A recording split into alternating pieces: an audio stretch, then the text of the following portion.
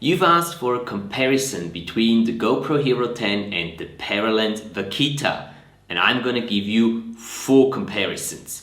A mini-series containing 4 parts with different aspects regarding these 2 cameras when it comes to filming underwater. And in today's first part, we'll look at image quality. Let's do this.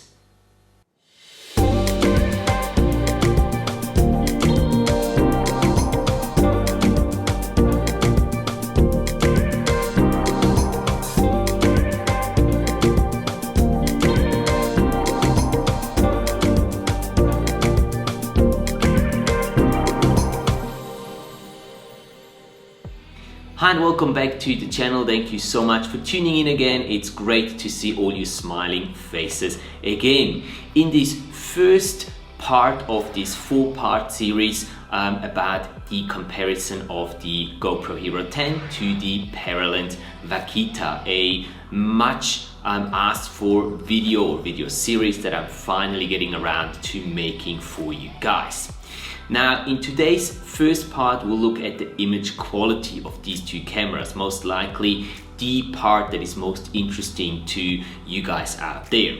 In future parts, we'll also look at the usability and the handling of these 2 cameras. We'll look at the accessories that are available for each of these cameras and how you can use them to get different types of shots. And last but not least, in part number 4, we'll also look at the post-processing or the post-production part when using these cameras to film your underwater adventures. So without any further ado, let's dive right into the very first part and look at the image quality.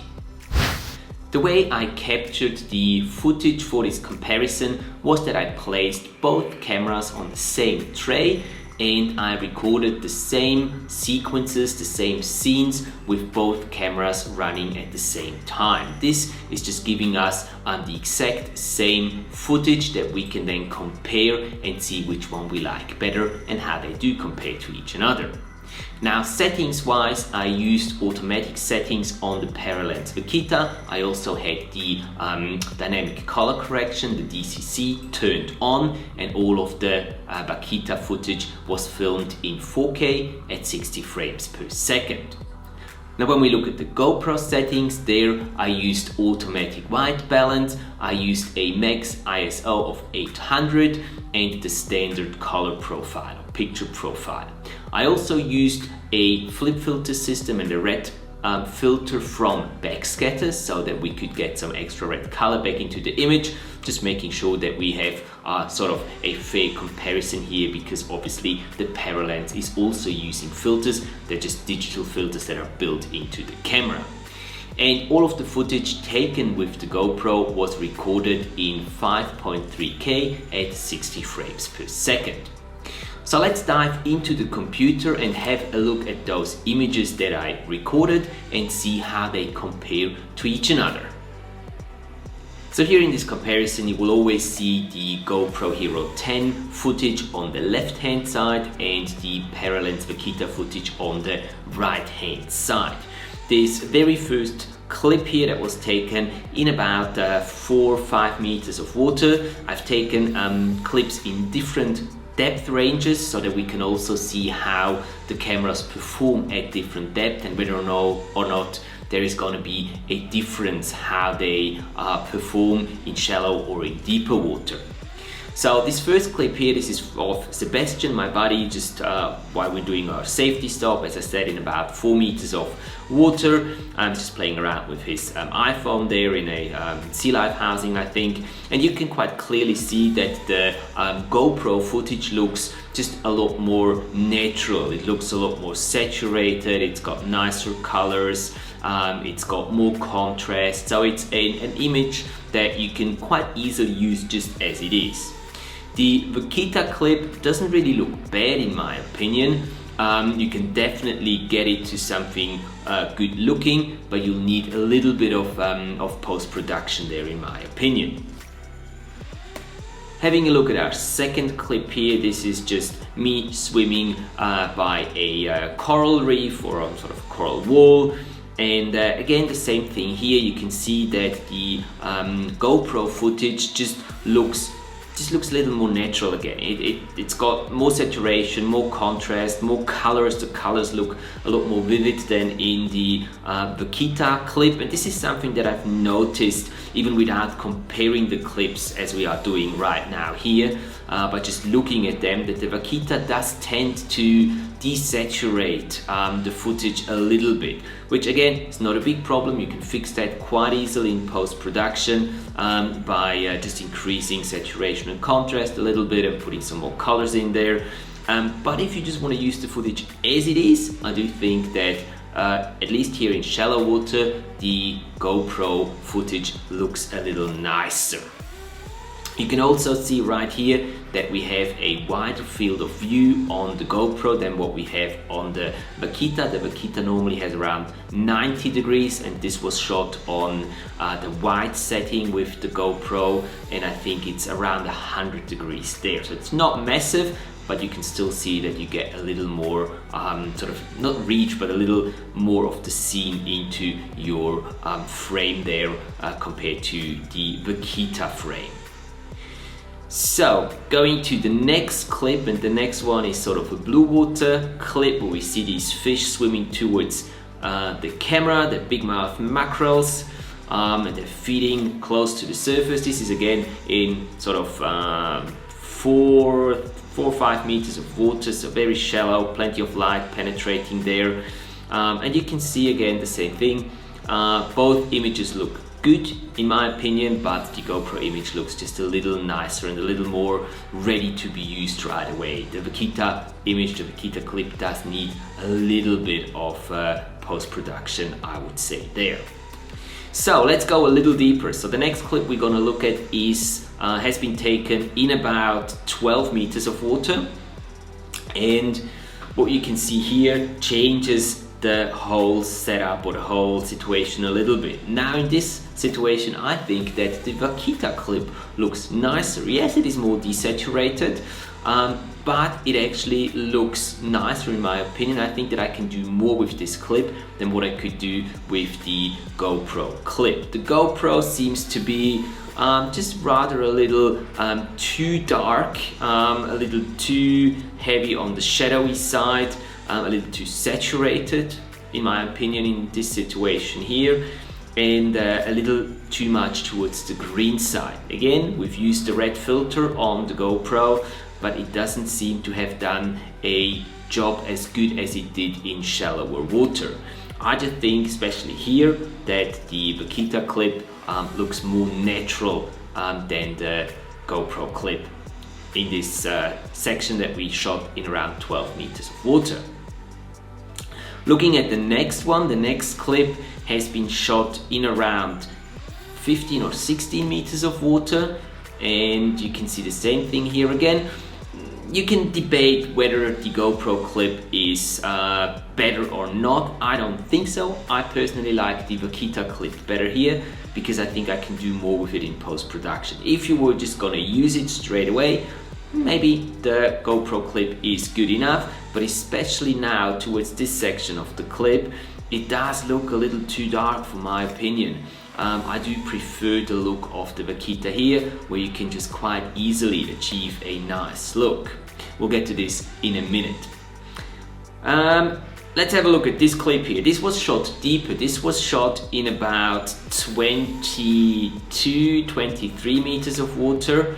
And you can clearly see here that the GoPro is struggling with the white balance. Even though we have the red filter on there, it is fairly dark, and this is obviously because we want to limit the ISO to 800, so it's not getting too grainy in the shadows.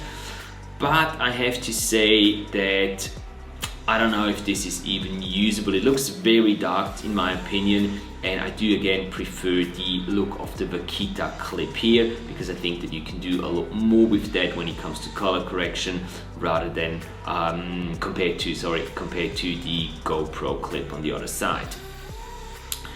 And this is one of my favorite clips that shows very clearly where the Vaquita really shines, and this is taken in about 18 or 19 meters of water, and well, you can quite clearly see the difference here, and I don't really need to explain that the Vaquita clip looks much nicer, more natural compared to the GoPro clip, which seems to be just too greenish and yeah, just not very nice looking in my opinion. So what do you think? Which image do you prefer? In my opinion, as I said before, as we were looking through the footage itself, in the shallow part, I do actually prefer the GoPro image. I think that it just looks nicer and it's basically ready to be used. You don't really have to do much with the footage anymore. The Vaquita, I think, is a little too desaturated and doesn't have enough contrast in the shallow parts of the reef, so you do need to tweak it a little bit there to be able to, or to make it look as good as the GoPro footage. But as soon as we get past, let's say, the 15-meter mark, I do really think that the Vaquita footage looks a lot better. That's where you can really see this DCC, the dynamic color correction, kicking in and really doing a fairly good job, in my opinion, correcting the colors and the white balance and giving you a rather acceptable image compared to what you get from the GoPro. I've never really liked the GoPro footage when it was taken any further down than, let's say, 20 meters maybe. Anything deeper than 20 meters doesn't really look too good, in my opinion, on a GoPro. Now, before we bring this video to an end, let me just quickly show you how easily you can correct the colors on those images, whether it is the GoPro or the Paralenz Vaquita. For that, we'll jump back into Final Cut Pro. So let's have a look at this very first clip here of Sebastian playing with his iPhone. And as we said before, the Vaquita clip does look a little too less saturated and doesn't have enough contrast, in my opinion. So what we're gonna do, selecting the clip, we're gonna use the curves and we're just gonna put some more contrast in there, maybe not too much, bring down the highlights a little bit, just bring up the midtones there a tiny bit, here. Okay, the highlights down a little more, and that would look about right. Now when it comes to saturation, we'll go to the color wheels. We'll just bring a little more saturation into the whole image, and then let's do a little more, push the midtones a little more into sort of the red-orange section. And well, it's not, you know, perfect, but you can see that we can adjust the images quite easily to something a little more appealing to us. This is one way, using color wheels, color curves, all that sort of stuff to correct your images. Another way is, if you don't want to deal with that, we'll disable these again, is to use LUTs to correct your footage. I've just created a couple of months ago LUTs specifically for the Vaquita, the Paralenz Vaquita, as well as the GoPro Hero cameras. There's LUT packs with 6 or 9 LUTs in them respectively, and you can use them sort of drag and drop to adjust the colors of the clips and the appearance of your clips. Now let me show you on this clip here with Sebastian. If we use one of the Vaquita LUTs, I've got the Vaquita Vibrant LUT activated here, and if I now activate the LUT, you can see that it does change the image. It's not exactly the same as we changed or as we made it look before, but what we can do here, we can just turn down the intensity of the LUT and bring it to somewhere sort of close to where we want to have it. Obviously, you can still then fine-tune the look of the image by going to the wheels and the color curves, but a LUT is going to give you a very good starting point to for your color correction and your color grading when it comes to working with your underwater footage from the Paralenz Vaquita and the GoPro Hero cameras. Now these LUTs, they are actually for purchase. I'll put the links down below in the video description if you're interested in speeding up your color correction process when using a Paralenz Vaquita or a GoPro Hero camera. Feel free to go and check them out. There is more examples that you can check out and see how these LUTs work and what type of LUTs are actually included in each of the packs. and for a limited time only, actually for the first 20 people to buy either of those two LUT packs, you will get a 50% discount on the regular price. So instead of 29 euros, it's only going to be 14.50 for the first 20 people to get either of those two LUT packs.